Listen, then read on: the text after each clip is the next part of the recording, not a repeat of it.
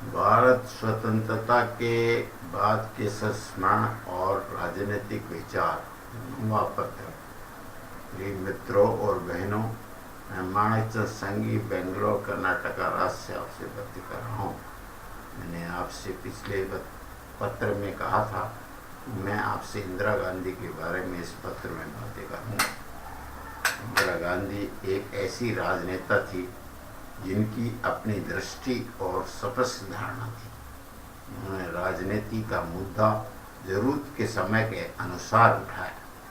भारतीय संविधान के अनुसार वर्ष 1965 में हिंदी को हमारी राष्ट्र भाषा बनना था, लेकिन बहुत सी गैर हिंदी भाषी राज्यों को यह स्वीकार नहीं था और वे अंग्रेजी का लगातार उपयोग सरकार में रखना चाहते थे। इसको देखकर इंदिरा गांधी ने संविधान में संशोधन किया, जिससे दोनों हिंदी और अंग्रेजी भाषा को आधिकारिक भाषा के रूप में उपयोग करने की गारंटी मिल गई। इससे इस देश में द्विभाषावाद की सरकारी नीति का वादा चला और इसने गैर हिंदी भाषी भारतीय राज्यों को संतुष्ट कर दिया। जैसा मैं देखता हूँ कि यह कदम प्रतिद्वंदी कांग्रेस के नेताओं की स्थिति कमजोर करने के लिए था, जो उत्तरी भारतीय राज्य जैसे उत्तर प्रदेश, जहाँ पर कठोर और कभी कभी हिंसक हिंदी समर्थक आंदोलन होते थे। इस तरीके से इंदिरा गांधी भाषा संघर्ष से दक्षिणी भारतीय आबादी के मजबूत समर्थन के बाद बाहर निकली। भारत ने अपने एक भारतीय श्री राकेश शर्मा, जो भारतीय सेना में थे, भेजकर सोवियत संघ अंतरिक्ष मिशन में भाग लिया था, जो सोवियत संघ वालों के साथ कई दिनों तक अंतरिक्ष में रहे। यह घटना श्रीमती इंदिरा गांधी की अवधि के दौरान भी मैं इस असाधारण घटना को नहीं भूल सकता। जब श्रीमती इंदिरा गांधी ने हमारे राकेश शर्मा से पूछा था जब वे अंतरिक्ष में थे, मैं आपको हमारा भारत वहाँ से अंतरिक्ष कैसा लगता है? जब राकेश शर्मा ने कहा था कि सारे जहां से अच्छा। श्रीमती इंदिरा गांधी ने चीनी पीपुल्स गणराज्य द्वारा किए गए परीक्षण के जवाब में 1967 में परमाणु हथियार विकसित करने के लिए अपनी स्वीकृति दी। इंदिरा गांधी ने इस परीक्षण को चीनी परमाणु धमकी के रूप में देखा। इसलिए इंदिरा गांधी ने पंडित जवाहरलाल नेहरू के विचारों को बढ़ावा दिया, जिससे भारत की स्थिरता और सुरक्षा हितों को स्थापित करने के लिए एक मजबूत और स्वतंत्र भारत बनाया जाए, जो उन परमाणु महाशक्तियों जैसा हो। परमाणु कार्यकाल 1974 में पूरी तरह से परिपक्व हो गए थे, जब डॉक्टर राजा रामन्ना ने श्रीमती इंदिरा गांधी को बताया कि भारत अपना पहला परमाणु हथियार परीक्षण करने की क्षमता रखता है। श्रीमती गांधी ने इस संबंध में आगे कार्रवाई करने के लिए अपनी मौखिक अनुमति दे दी। मुझे याद है कि भारत ने सफलतापूर्वक राजस्थान में पोखरण के रेगिस्तान गांव के पास एक भूमिगत परमाणु परीक्षण किया था। इसको एक लंबे निर्माण सेना आधार में 1974 में बनाया गया और स्माइलिंग बुद्ध का कोड नाम दिया गया। लेकिन यह परीक्षण अटल बिहारी वाजपेयी के भारत के प्रधानमंत्री कार्यकाल में ही संभव हो सका था।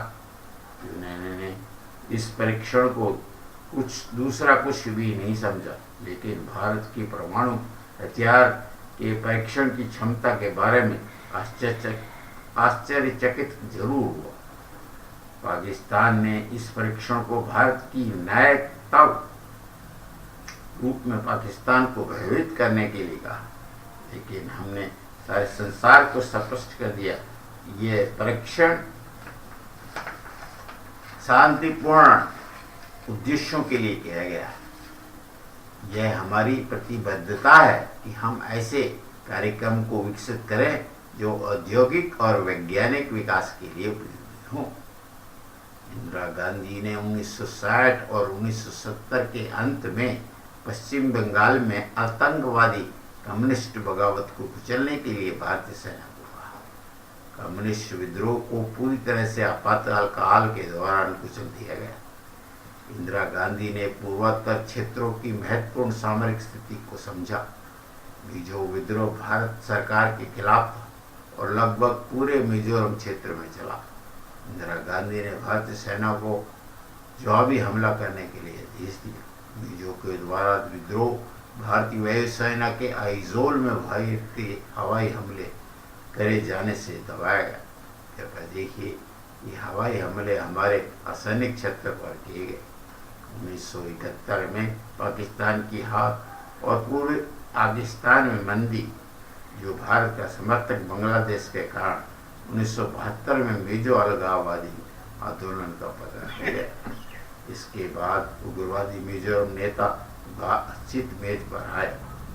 इंदिरा गांधी ने मिजोरम को संघ राज्य क्षेत्र का दर्जा दे दिया और जो भी छोटे पैमाने पर उग्रवादी गुटों द्वारा छोड़ा गया विद्रोह था, उसको सरकार ने सफलतापूर्वक हल कर लिया।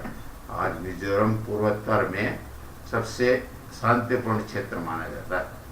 इंदिरा गांधी ने नागालैंड में उग्रवाद को 1970 के दशक में दबाने हेतु एक शक्तिशाली सैन्य आक्रमण करवा दिया। विद्रोहियों पर भारी कार्रवाई आपातकाल के दौरान की गई, जो श्रीमती गांधी के आदेश पर की गई। बागियों ने शीघ्र ही आत्मसमर्पण कर दिया और 1975 में शिलांग समझौते पर हस्ताक्षर कर दिए। यह भारत सरकार के लिए जीत थी और उसने बड़े पैमाने पर संघर्ष को समाप्त कर दिया। इंदिरा गांधी को 1971 में जबरदस्त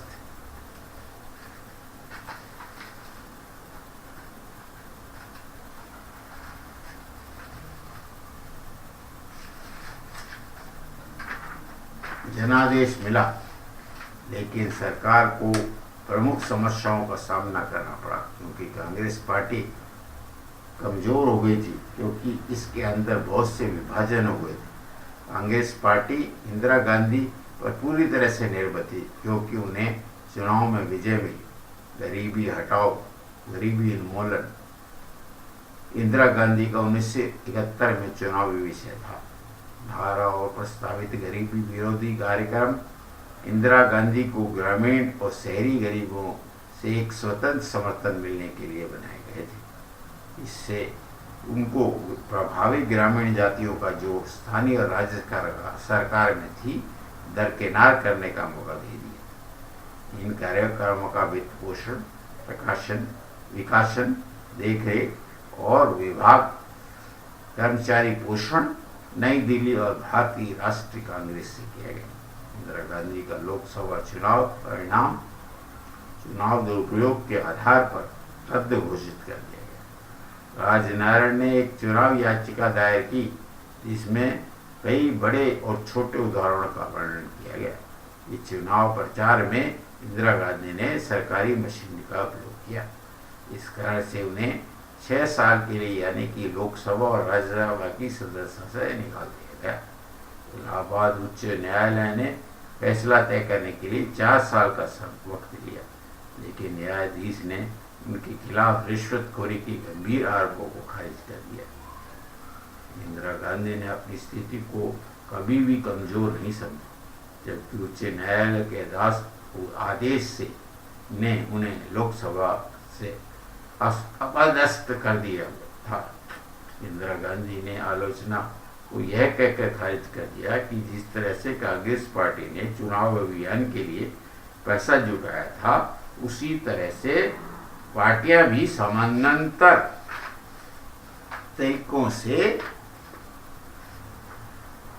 तरीकों का उपयोग करती हैं। प्रधानमंत्री इंदिरा गांधी ने कांग्रेस का समर्थन बनाए रखा और कांग्रेस पार्टी ने उन्हें अपना समर्थन देने के लिए अपना बयान जारी किया। मैं इस संबंध में आपसे 10वें पत्र में बात करूंगा। जय भारत। मैं आपसे अनुरोध करूंगा कि आप मन शांति के लिए इन शब्दों का उच्चारण करें। वाहेगुरु वाहेगुरु वाहेगुरु जी, वाहेगुरु वाहेगुरु वाहेगुरु जी, वाहेगुरु वाहेगुरु वाहेगुरु जी, वाहेगुरु वाहेगुरु वाहेगुरु जी। ओम नमो शिवाय, ओम नमो शिवाय, ओम नमो शिवाय, ओम नमो शिवाय। हरे राम राम राम हरे हरे, हरे कृष्णा कृष्णा कृष्णा हरे हरे, हरे राम राम राम हरे हरे, हरे कृष्णा कृष्णा कृष्णा हरे हरे, हरे राम राम राम हरे हरे, हरे कृष्णा कृष्णा कृष्णा हरे हरे, हरे राम राम हरे हरे, हरे कृष्णा कृष्णा कृष्णा हरे हरे। श्री कृष्ण श्री ओम श्री वेंकटेशाय नमः, ओम श्री वेंकटेशाय नमः, ओम श्री वेंकटेशाय नमः, ओम श्री वेंकटेशाय नमः।